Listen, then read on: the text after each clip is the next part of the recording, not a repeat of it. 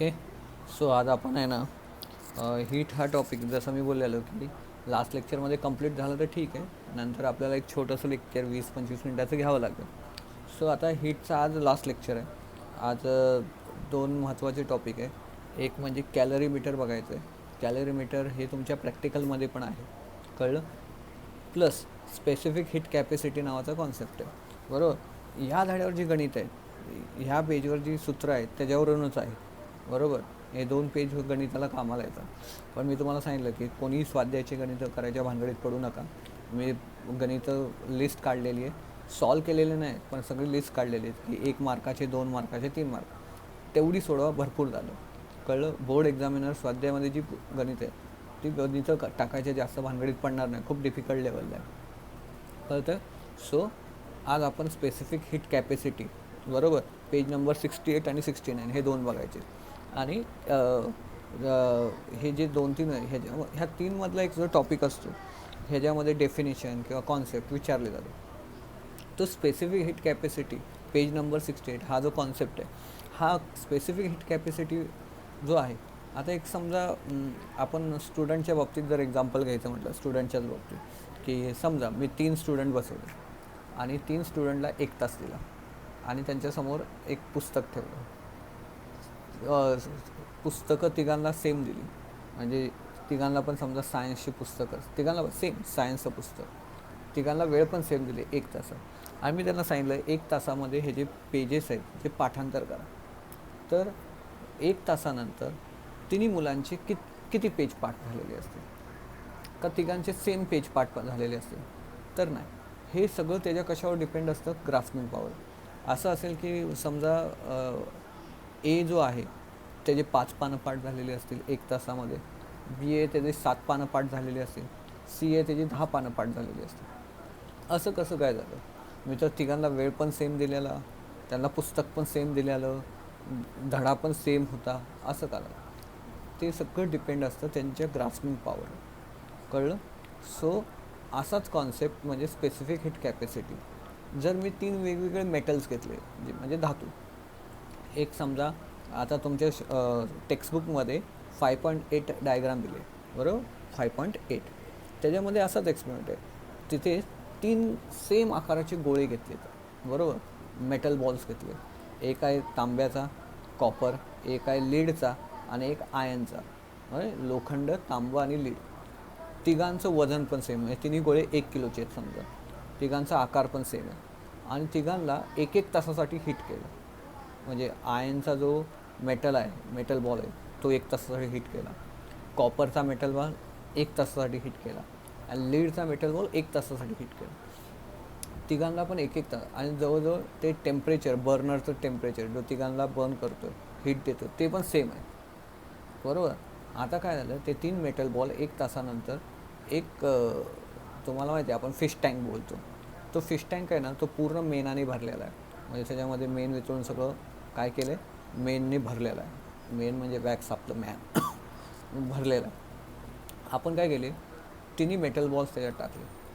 तर डायग्राममध्ये दिल्याप्रमाणे सर्वात खालीपर्यंत आयन बॉन्ड पोहोचला, खालीपर्यंत गेला. त्याच्यात थोडासा वर कोण राहिला, कॉपर, आणि सर्वात वर कोण राहिला, लीड. ह्याचा अर्थ काय, बरोबर. आता सर्वात जास्त खाली आयन बॉल का पोचला, कारण की त्याच्यामध्ये हीट सर्वात जास्त होती म्हणून. आणि सर्वात वर कोण राहिला, लीड, कारण की त्याच्यामध्ये हीट खूप कमी होती, त्यामुळे तो जास्त मेन वितळू शकला नाही. पण असं कसं झालं, आपण तिघांना वजन तिघांचं सेम घेतलं, बरोबर, मास सेम घेतलं, 1 किलो 1 किलो 1 किलो, आकार पण सेम आहे, तिघांना हीट पण सेम दिली 1च तास, बरोबर, आणि कंटिन्यू 1च तास हीट दिली. मग असं कसं झालं की मग हे जो फेनोमेन आहे की प्रत्येक मेटल हा वेगवेगळी हीट ॲब्झॉर्ब करतो, मग ह्यालाच म्हणतात त्याची ग्रास्पिंग पॉवर, बरोबर. जसं आपण स्टुडंटमध्ये गेले म्हणजे स्पेसिफिक हीट कॅपॅसिटी, कळलं. की प्रत्येकजण वेगवेगळी हीट ॲब्झॉर्ब करतो, म्हणजे प्रत्येकजण दिलेली हीट आहे. समजा मी आपण असं समजून घेण्यासाठी 100 एवढी हीट आहे, किती, 100. तर त्यातला जो लोखंडाचा गोळा आहे त्या 100पैकी 80 हीट ॲब्झॉर्ब करेल. कॉपर, तांब्याचा जो गोळा आहे ते 100पैकी 60 एवढी हीट ॲब्झॉर्ब करेल. लीड जो आहे तो 100पैकी 40च हीट एवढी ॲब्झॉर्ब करेल. बरोबर. या प्रत्येकाची हीट ॲब्झॉर्ब करण्याची कॅपॅसिटी काय वेगळी आहे. बरोबर. म्हणजेच काय, ह्यालाच म्हणतात स्पेसिफिक हीट कॅपॅसिटी. बरोबर. म्हणजे काय की लोखंडाच्या गोळ्याला हीट जास्त लागते. बरोबर. म्हणजे त्याचं तापमान वाढवायचं म्हटलं तर हीट आपल्याला कशी लागणार, जास्त का कमी, तर जास्त लागणार. का, जास्तीत जास्त हीट तो काय करतो, ॲब्झॉर्ब करतो. पण लीडचं काय होणार, लवकर तो तापणार. का, त्याची स्पेसिफिक हीट कॅपॅसिटी कमी आहे. तर आपण बघूया. मग तिथे बाजूला एक्सपेरिमेंट दिलं आहे. आय होप सगळ्यांना ती डायग्राम कळली आता, की एक वॅक्स फिश टँक कसं असतं तेवढा एक क्यूब घेतला मेणाचा पूर्ण, म्हणजे पूर्ण मेणाने भरला आहे फिश टँक. त्याच्यामध्ये 3 गोळे टाकले, एक लोखंडाचा आहे, एक तांब्याचा आहे, एक लीडचा आहे. बरोबर. आयर्न, लीड अँड तुमचं कॉपर. गोळा टाकला, सर्वात खालीपर्यंत कुठला गेला, आयर्न गेला. Because iron absorb the more heat comparatively to the lead and copper, and lead absorb the less heat comparatively to copper and iron. बरोबर. So it is called a specific heat capacity. प्रत्येकाची heat absorb करण्याची एक स्वतःची capacity असते, हे कळतं. मग हा एक्सपेरिमेंट आय होप सगळ्यांना कळला असेल. आणि त्याच्यानंतर त्याची डेफिनेशन दिलेली आहे ती बघा. कसं असतं, आपण कॉन्सेप्ट एका भाषेत समजताना हीट वेगळी दिलेली असते. डेफिनेशन बघा आता काय. The amount of heat energy required to the raise temperature of unit mass of an object by 1 degree Celsius called a specific heat capacity of the object. त्यांनी काय घेतलं की एखादं तुम्ही युनिट मास घेतलं. युनिट मास घेतलं म्हणजे जर समजा तुम्हाला बघायचीच आहे स्पेसिफिक हीट कॅपॅसिटी, तर तुम्हाला समजा ह्या तिघांची बघायची, तर युनिट मास घ्यावं लागेल. म्हणजे असं नाही चालणार की लोखंडाचा गोळा तुम्ही 1 किलोचा घेतला, तांब्याचा तुम्ही 2 किलोचा घेतला, लीडचा 3 किलोचा घेतला. नाही, युनिट मास घ्यायचं. मग जर ह्याचं 1 किलो घेतला आहे ना, लोखंडाचा 1 किलोचा गोळा, मग तुम्ही तांब्याचा पण किती घ्यायचा, 1 किलोचा. लीडचा पण किती घ्यायचा, 1 किलोचा.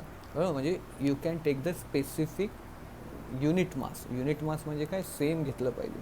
नाहीतर मग तुम्ही बोलला सर मग तुम्ही लोखंडाचा 1 किलोचा घेताल आणि तांब्याचा 2 किलोचा घेतो. सर दोघांचं पण टेम्परेचर वाढायला सेम वेळ लागला.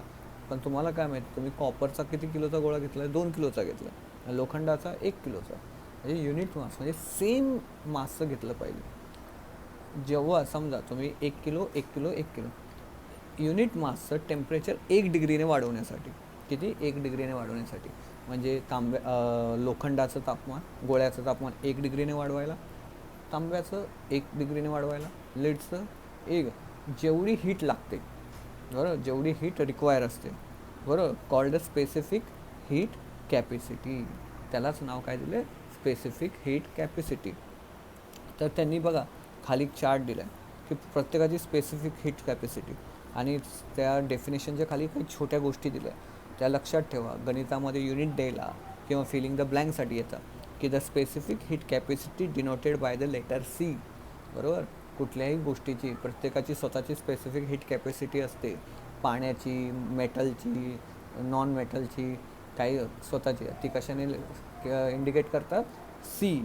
पण तो कसा आहे, कॅपिटल आहे का स्मॉल लेटर आहे, स्मॉल लेटरमधला सी आहे. The SI unit of specific heat is joule per degree Celsius K जी.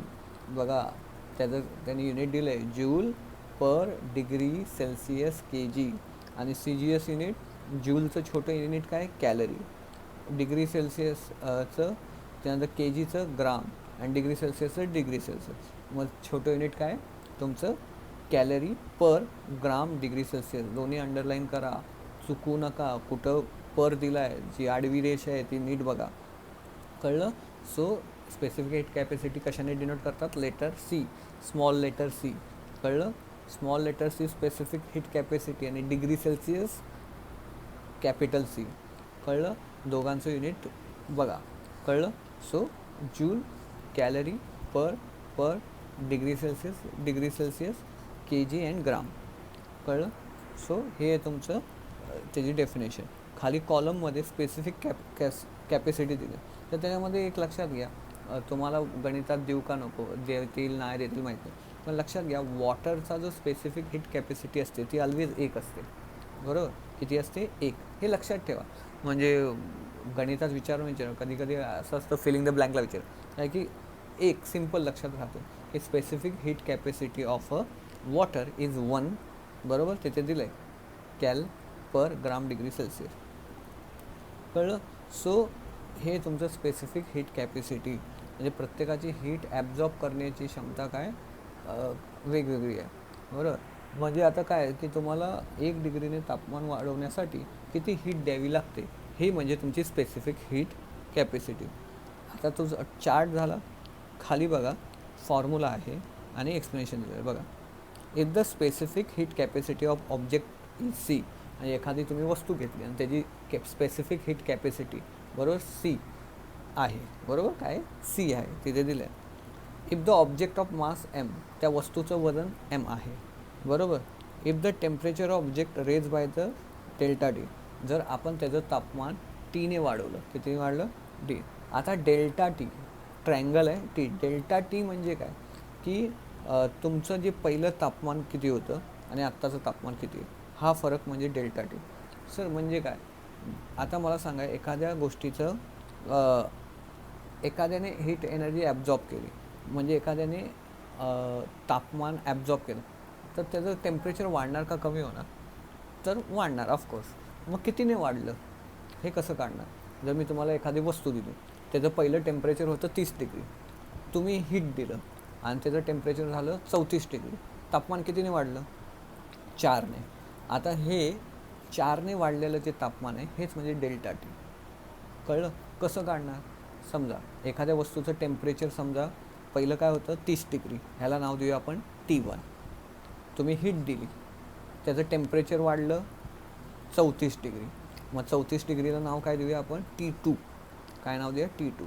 मग डेल्टा टी ट्रायंगल टी काढायचा कसा, T2 minus T1, T2 minus T1. T2 काय 34 डिग्री मायनस T1 किती आहे 30 डिग्री, 34मधून 30 केले उरले 4 डिग्री, मग डेल्टा टी काय आला तुमचा 4. कळलं.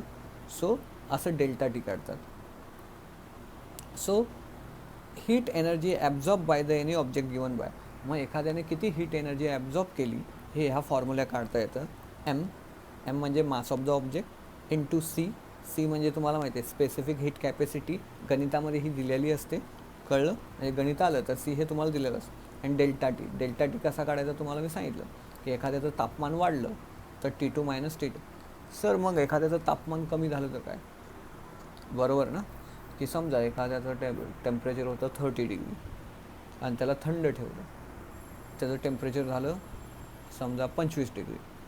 तर आता सिम्पल परत पहिलं T1 काय होता, ऑफकोर्स काय होता T1 30, टेम्परेचर कमी झालं T2, बरोबर. मग तिथे पण असं करायचं असतं की मोठ्यामधून छोटी संख्या मायनस करायची आणि तुमचं डेल्टा टी निघतो. गणितामध्ये हे चांगलं एक्सप्लेन करता येईल, पण एवढं लक्षात आलं की डेल्टा टी कसा काढतात. डेल्टा टी म्हणजे डिफरन्स इन टेम्परेचर, तापमानामध्ये झालेला फरक. तापमान आयदर वाढलं असतं, हीट ॲब्झॉर्ब केल्यावर एकतर वाढतं, नाही तर हीट शोषून घेतल्यावर कमी होतं. हाच म्हणजे तुमचा delta T. In the same way आता हीच केस आता खाली सांगितली की एखादं ऑब्जेक्ट आहे, त्याचं स्पेसिफिक हीट कॅपॅसिटी सी आहे, त्याचं मास एम आहे आणि if the temperature of the object it decrease, बरोबर. एखाद्या वस्तूचं तापमान काय झालं कमी झालं म्हणजे हीट एनर्जी काय झाली लॉस झाली, बरोबर. सो तो फॉर्म्युला काय त्याच्यासाठी पण M into C into delta T. दोघांचा फॉर्म्युला सेम आहे, फक्त फरक कुठं पडणार की तुमचं वरचं जे तापमान आहे ते जेव्हा वाढतं त्यावेळी T2 मायनस T1 होतं, जेव्हा खालचं तापमान आहे ज्यावेळी तापमान कमी होतं त्यावेळी T1 मायनस T2 होतं. कळतं. जेव्हा तापमान वाढलं म्हणजे समजा 30चं काय झालं 34 झालं, बरोबर. म्हणजे तुम्ही काय करता T2 मायनस T1 करता. कळलं. आता ह्याच्यामध्ये पहिलं तापमान होतं 30, म्हणजे T1 काय होतं 30, जेव्हा आणि ते कमी किती झालं 25, मग त्यावेळी तुम्हाला काय करावं लागेल T2 मायनस T1 नाही, आता T1 मायनस T2 म्हणजे 30मधून 25 5. कळलं. सो हे असं आहे तुमचा स्पेसिफिक हीट कॅपॅसिटीचा टॉपिक. कळलं. हे वाचा, सिम्पलमध्ये डेफिनेशन आहे, युनिट्स आहे, फॉर्म्युले आहेत. कळलं. हीट एनर्जी जेव्हा गेन होते त्यावेळी पण तोच फॉर्म्युला आहे हीट एनर्जी लॉस होते त्यावेळी पण तोच फॉर्म्युला आहे, फक्त डेल्टा टीचा फरक येतो की जेव्हा हीट एनर्जी ॲब्झॉर्ब केली जाते, बरोबर, म्हणजे टेम्परेचर वाढतं T2 मायनस T1 डेल्टा टीचा अर्थ कळलं. आणि ज्यावेळी हीट एनर्जी बाहेर जाते म्हणजे तापमान थंड होते, ती वस्तू थंड होते, त्यावेळी काय T1 मायनस T2 हा डेल्टा टी असतो. डेल्टा टी म्हणजे तिथे ट्रायंगल आणि टी दिला आहे तो म्हणजे डेल्टा टी. आता एक बाजूला प्रिन्सिपल दिला आहे हीट एक्सचेंज. आता बाजूला ती डायग्राम आहे. डायग्राम म्हणजे असं डायग्राम म्हणजे अशी सांगितली की एक इन्सुलेटेड बॉक्स आहे. इन्सुलेटेड बॉक्स म्हणजे काय की असा परफेक्ट बॉक्स आहे की त्याच्यामधून हीट बाहेर जाऊ शकत नाही. काय जाऊ शकत नाही बाहेर. पेज नंबर 69वर पहिली डायग्राम. कधी कधी हा प्रिन्सिपल विचारतात की एक बॉक्स आहे लाकडाचा समजा, त्याच्या आतमध्ये वाळू आणि त्याच्यात 2 वस्तू ठेवल्या.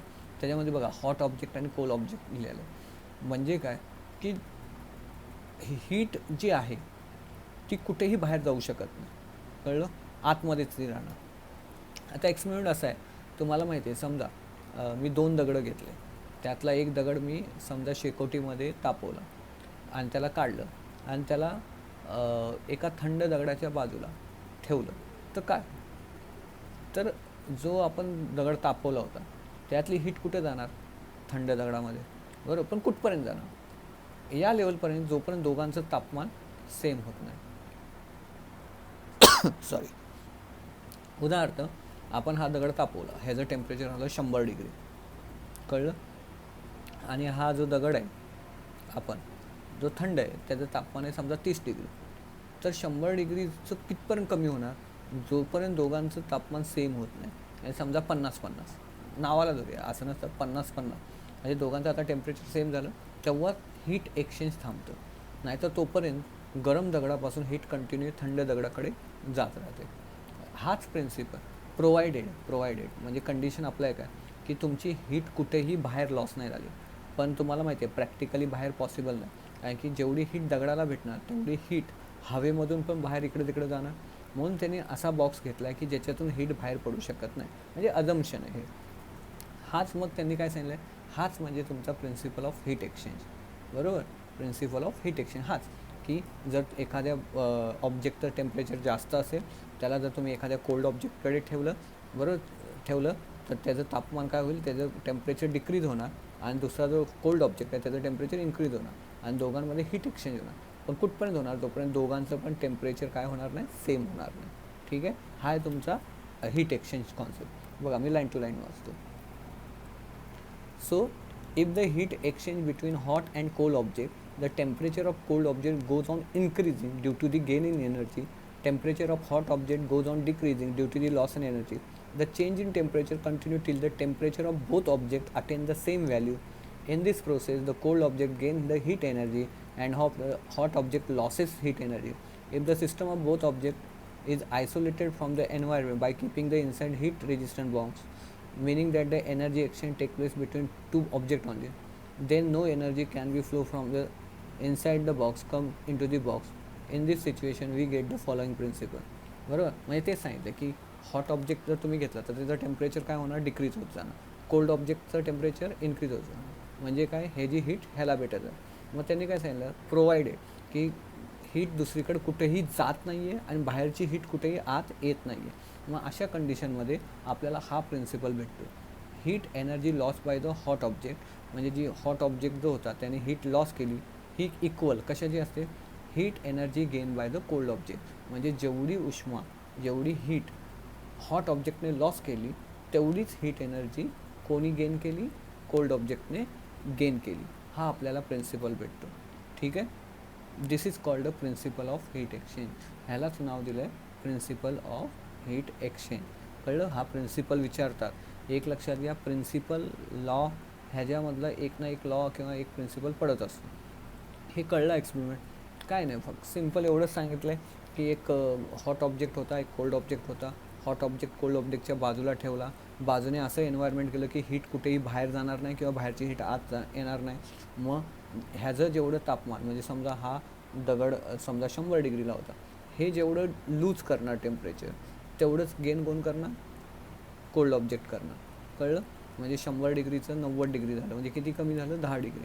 मग 10 डिग्रीने टेम्परेचर कोल्डचं वाढलं. आता 100चं झालं 80 डिग्री, किती लॉस झालं, 20 डिग्री. 20 डिग्री कोणाचं वाढणार, कोल्ड ऑब्जेक्टचं वाढणार.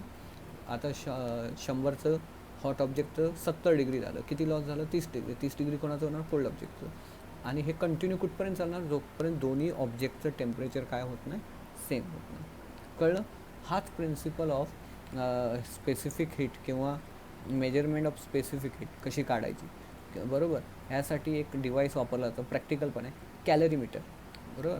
की स्पेसिफिक हीट कॅपॅसिटी, की ह्याने किती, एकाने किती हीट लॉस केली आणि दुसऱ्याने किती गेन केली, आणि त्याची स्पेसिफिक हीट कॅपॅसिटी काय आहे त्या मटेरियलची, हे काढायचं आहे आपल्याला. समजा मी तुम्हाला तांबं दिलं, त्याची स्पेसिफिक हीट कॅपॅसिटी काढायची. तर कॅलरीमीटर एक्सपेरिमेंट खूप सोपा असतो. तुम्हाला ॲटलिस्ट शाळेमध्ये तुमच्या प्रॅक्टिकलला नाही ठेवलं तरी तो डिव्हाइस कॅलरीमीटर सिम्पल असतो. काय असतो, एक वुडन बॉक्स असतो, चौकोनी लाकडाचा डब्बा असतो, त्याला झाकण असतं, बरोबर. आणि त्या लाकडाच्या बॉक्समध्ये असं नारळाचे काथे कसे असतात तसं मटेरियल लावलेलं असतं, बरोबर. आणि त्याच्यामध्ये तांब्याचा असं छोटासा ग्लास, बरोबर, छोटासा ग्लास असा ठेवलेला असतो, बरोबर. आता वुडन बॉक्सला वरून एक हे असतो, पिन होल असतो. तो कशासाठी असतो, 2 होल असतात. एका ह्याच्यातून त्याच्यामध्ये स्टरर जायला, स्टरर म्हणजे तुम्हाला ते ढवळण्यासाठी जे स्टरर असतं, बरोबर, ढवळण्यासाठी ते जायला. आणि दुसरं एक होल असतं ते कशासाठी, त्याच्यातून थर्मामीटर आतमध्ये जाईल. सगळं चारी बाजूने पॅक असतं, वर फक्त झाकण, बॉक्सला झाकण असतं आणि त्याच्यात फक्त 2 होल असतात, एक थर्मामीटर आणि एक स्टरर जाण्यासाठी. म्हणजे काय, म्हणजे हीट थोडीफार इकडे तिकडे जातेच, पण याचा अर्थ काय की आतली हीट बाहेर येणार नाही आणि बाहेरची हीट आत जाणार नाही. हे म्हणजे तुमचं कॅलरीमीटर, बरोबर. मग ह्याच्यामध्ये हा जो एक्सपेरिमेंट आहे ह्यालाच मिक्सिंग मेथड एक्सपेरिमेंट म्हटलं जातं. मिक्सिंग मेथड एक्सपेरिमेंट म्हणजे बघा, आता त्याने काय एक्सपेरिमेंट सांगितलं की the specific heat object can be measured using mixing method. For this calorimetric use, you will learn about the calorimetric previous standard. If the hot solid object put in the water in the calorimeter, heat exchange between the hot object and water and calorimeter start. This continue till the temperature of solid object, water and calorimeter become equal. Therefore, heat lost by the solid object, heat gained by the water in a calorimeter, heat gained by the calorimeter. Here is the loss by the solid object is Q, mass of the solid, specific decrease in a temperature. Similarly, हे आता मी हे तुम्हाला नीट सांगतो. आता काय केलं, आता एवढं तर कळलं की कॅलरीमीटर म्हणजे काय, लाकडाचा बॉक्स, बरोबर, त्याच्या आतमध्ये काथ्यासारखं किंवा नारळाचे पूर्ण पॅक, म्हणजे हीट बाहेरच नाही आली पाहिजे. झाकणाला फक्त 2 होल, एक स्टरर, बरोबर, आणि एक टेम्परेचर मेजर. त्यांनी काय घेतलं, एक छोटासा लोखंडाचा गोळा घेतला, बरोबर, छोटा, आणि आतमध्ये तुम्हाला तांब्याचा ग्लास, त्या तांब्याच्या ग्लासचं प्रॉपर वजन केलं, बरोबर, त्याचं एक्झॅक्ट वजन आपल्याला माहिती आहे. आणि त्यांनी मोजून, म्हणजे पाणी पण मोजून एवढं ग्राम त्याच्यामध्ये टाकलेलं आहे ग्लासमध्ये, बरोबर. त्यांनी काय केलं, एक छोटा लोखंडाचा गोळा घेतला, त्याला हीट केलं. हीट केल्यानंतर त्या गोळ्याला त्या पाण्यामध्ये टाकलं आणि झाकण बंद केलं. तुम्हाला माहिती आहे प्रिन्सिपल ऑफ हीट एक्सचेंजनुसार heat loss by the hot object is equal to heat gain by the cold object. आणि हे कुठपर्यंत होतात, जोपर्यंत टेम्परेचर सेम होणार नाही, बरोबर. मग आता मला सांगा, गोळ्याने हीट काय केली, लॉस केली, आणि हीट कोणी गेन केली, वॉटर आणि ते तांब्याचं पात्र आहे किंवा तांब्याचा जो ग्लास आहे त्याने. म्हणजे heat loss by the hot object, heat gain by the water plus कॅलरीमीटर, ते तांब्याचा ग्लास, बरोबर. आणि तिघांचं टेम्परेचर आता इक्वल झालं. आता मला काय करायचं आहे की स्पेसिफिक हीट कॅपॅसिटी काढायची. तर आपल्याला माहिती आहे आपल्याकडं एकच फॉर्म्युला आहे. ही जर मला सांगा गोळ्याचं जे तापमान आहे ते वाढलं का कमी झालं, तर ऑफकोर्स कमी झालं, कारण की त्याने हीट कोणाला दिली, पाण्याला, आणि आतमध्ये जो तांब्याचा ग्लास होतो त्याला. मग त्याचा फॉर्म्युला काय होणार, एम म्हणजे काय, मास, गोळ्याचं मास आपल्याला माहीत असणार, इंटू सी म्हणजे स्पेसिफिक हीट कॅपॅसिटी जी आपल्याला माहीत असणार, मटेरियल असणार, आणि delta T into delta T. आता इथे काय झालं आहे, हीट गेन झाली का हीट लॉस झाले, तर हीट लॉस झाले. मग काय T1 - T2 का T2 - T1, बरोबर. गोळ्याचं तापमान पहिलं समजा 100 होतं, आता यात 100 म्हणजे T1, बरोबर, 100 म्हणजे T1, आणि त्याचं टेम्परेचर काय झालं T2, म्हणजे काय झालं 50 डिग्री झालं. तर तुम्ही कशातून काय मायनस करणार, T1 मायनस T2 करणार का T2 मायनस T1 करणार? तर मोठ्यातून छोटं मायनस करणार. म्हणजे काय, सुरुवातीचं 100 वजा 50, 50 हे त्याचं डेल्टा टी झालं. आता पाण्याचं पहिलं टेम्परेचर होतं 30 आणि तांब्याचं जे टेम्परेचर होतं ते पण 30. आता पाण्याने आणि तांब्याने काय केलं, त्याची हीट लॉस झाली का हीट गेन केली? तर त्यांनी काय केलं, हीट गेन केली. आता हीट गेन केल्यामुळे त्यांचं तापमान वाढलं. म्हणजे त्यांच्या दोघांचं T1 किती होतं, 30 आणि 30. आता T2 काय झालं, 50. मग काय, T2 minus T1, delta T इथे काय ना, T2 मायनस T1. मग आपल्याला ऑलरेडी तांब्याच्या वाटीचं मास माहिती आहे, प्रयोगशाळेमध्ये ऑलरेडी करून घेतात किंवा तिथे तराजू ठेवलेला असतो, बरोबर. म्हणजे तुम्हाला मास माहिती आहे तांब्याचं. स्पेसिफिक हीट कॅपॅसिटी बरोबर C तुम्हाला काय करायचे, काढायचे, तांब्याची काढायचे, बरोबर. नंतर तुम्हाला डेल्टा टी माहिती आहे, T2 मायनस T2. सेम वॉटरची स्पेसिफिक हीट कॅपॅसिटी ऑलरेडी आपण बघितले 1 आहे. मास वजन केलेलं आहे आपल्याला माहिती आहे. डेल्टा टी माहिती आहे की पहिलं तापमान 30 होतं, 50 झालं, मग डेल्टा टी काय आला, 20 डिग्री, T2 मायनस T1. मग असं करून तुम्हाला कशाची पण त्यांनी हे पाण्याची स्पेसिफिक हीट कॅपॅसिटी माहिती आहे. जो गोळा तुम्ही टाकला आहे त्याचं तुम्हाला समजा स्पेसिफिक हीट कॅपॅसिटी काढायला सांगतील किंवा तुम्हाला तांब्याची काढायला सांगतील, बरोबर. त्याचा तुम्हाला C काढायला सांगतील. मग अशा प्रकारे हा फॉर्म्युला तयार होतो. मग त्यामुळे बघा एक फॉर्म्युला आला आहे, heat gain by the water is equal to, त्याच्या आधी heat loss by the object, heat gain by the calorimeter आणि heat gain by the your calorimeter plus water, बरोबर. हे ठीक आहे. आता heat loss by the solid object, बरोबर. Solid ऑब्जेक्टने हीट लॉस केली, त्याचा फॉर्म्युला काय, mass of the solid object M into specific heat capacity C into decrease in temperature काय झालं, डिक्रीज झालं, कळलं. आणि आपण बघितलं डेल्टा टी डिक्रीज जेव्हा होतं, तापमान कमी होतं, त्यावेळी आपल्याला काय करावं लागतं, T1 मायनस T2 करावं लागतं. म्हणजे मोठ्यामधून छोटं तापमान मायनस करावं. C heat gain by the water. आता एखाद्या वॉटरने हीट किती गेन केली आपल्याला काढायचं. मास ऑफ द वॉटर आपल्याला माहिती आहे, वजन करून आपण टाकलं. स्पेसिफिक हीट कॅपॅसिटी माहिती आहे 1. Then increase in the temperature, त्याचं तापमान किती वाढलं. आता तापमान वाढलं म्हणजे त्याने हीट काय केली, गेन केली. मग इथे काय येतं, T2 मायनस T1, कळलं. सेम वे कॅलरीमीटर म्हणजे तो तांब्या जो होता त्याचं. मग अशा प्रकारे तुम्हाला फॉर्म्युला येतो. मग लास्टला फॉर्म्युला त्याने दिला आहे, heat loss by the object is equal to heat gain by the calorimeter plus heat gain by the water, Q is equal to Q2 plus Q. आणि Q म्हणजेच काय, M into C into delta T.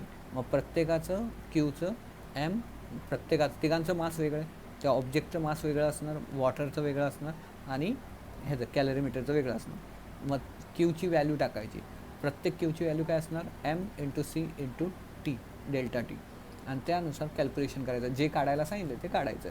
मग अशा प्रकारे ह्याच्यावरनं गणितं विचारलं जातात. खूप लेंदी गणितं असतात, बरोबर. मागे तुम्हाला सॅम्पल बघायचे तर बघू शकतात, पण आणि खाली बघा एक्झाम्पल 1 वरनं तुम्हाला जरा फॉर्म्युला कळेल की नेमकं काय बोलता येते, ठीक आहे.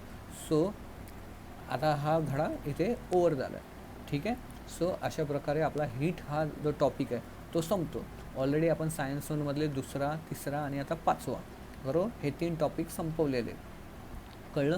आणि सायन्स 2मधून आपण आय थिंक सो पहिल्यानंतर दुसऱ्यानंतर 4था आणि लास्टला डिझास्टर मॅनेजमेंट आणि सोशल, हे 2 धडे संपलेले. म्हणजे तिथले 5 आणि इथले 3, 8 धडे संपलेले. जर तुम्ही म्हटलं समजा 8, तर तुमचा 40% पोर्शन संपलेला आहे सायन्स, ठीक आहे. मी तुम्हाला सांगितलं गणिताच्या गणितं काढून ठेवलेले, सॉल्व नाही आहेत, अनसॉल्व आहेत. पहिलं फॉर्म्युला म्हणजे त्या पेजवर सगळं येणार तुम्हाला, फॉर्म्युला काय, युनिट काय, आणि सॉल्व करण्यासाठी 1 मार्काचे, 2 मार्काचे, 3 मार्काचे, जेवढे गणितावाले धडे ते सगळ्यांचे काढलेले, कळलं. आणि मी तुम्हाला सांगितलं काही दिवसात आपण करूया की जे क्वेश्चन बँक जो काढला आहे तो काढल्यानंतर मी प्रत्येक धड्याचे तुम्हाला क्वेश्चन देईल, ते तुम्ही लिहून घ्या किंवा तो व्हिडिओ सारखे बघून ते क्वेश्चन फाईंड करा आणि ते पाठ करा, कळलं. आत्ता तात्पुरते धड्याखालचे जे क्वेश्चन्स आहेत ते पाठ करा किंवा धड्याखाली जे क्वेश्चन आले ते डिटेलमध्ये. आता लक्षात घ्या, आपलं हे जर हीटचं झालेलं आहे. आता आपण तुम्हाला जसं बोललेलं की मायटोसिस मिओसिसमधला डिफरन्स आणि हिडन टॉपिक तो बघायचा आहे. तर नेक्स्ट लेक्चरला आपण तो बघूया. ठीक आहे. सो हिट कम्प्लिटेड, 5वा हिट हा जो धडा आहे तो कंप्लीट झाला. बघा ह्या धड्यामध्ये भरपूर युनिट आलेले आहेत, डेफिनेशन आलेले आहेत आणि आकृत्या आलेल्या आहेत. तर प्रिन्सिपल हीट एक्सचेंजची डायग्राम नीट लक्षात ठेवा. स्पेसिफिक हीट कॅपॅसिटीचं ते आयर्न, कॉपर, लीड ही जी डायग्राम नीट लक्षात ठेवा. त्यानंतर ग्राफ आवर्जून मी सांगेल लक्षात ठेवा. नंतर पेज नंबर 66वर जो ग्राफ आहे आणि ती डायग्राम आहे की aquatic animal in cold region, लक्षात ठेवा.